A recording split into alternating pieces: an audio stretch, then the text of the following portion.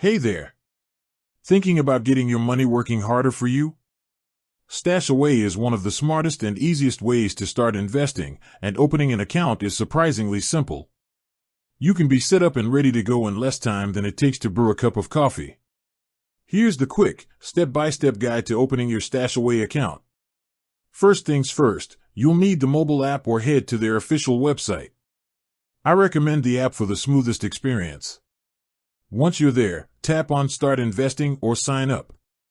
Step 1 is the basics. Enter your email, choose a strong password, and select your country of residence. They need this to confirm you're eligible for the service in your region.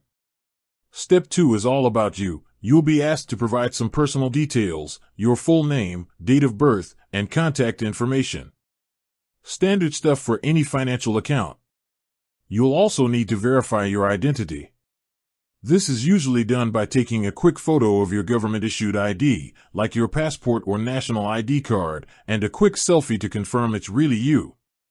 This process is called KYC, or Know Your Customer, and it's a necessary security and regulatory step.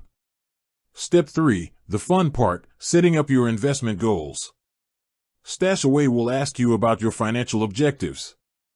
Are you saving for retirement? A down payment on a house? Just general wealth accumulation? Based on your answers, they will help you determine your risk profile and suggest a portfolio that aligns with your timeline and comfort level. You can always adjust this later, but it's a great starting point.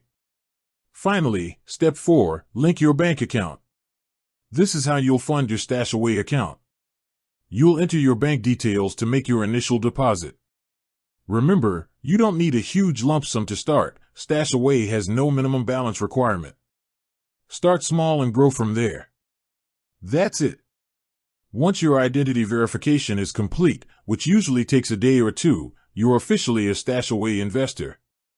You'll get an email notification, and you can start topping up your account and watching your investments grow.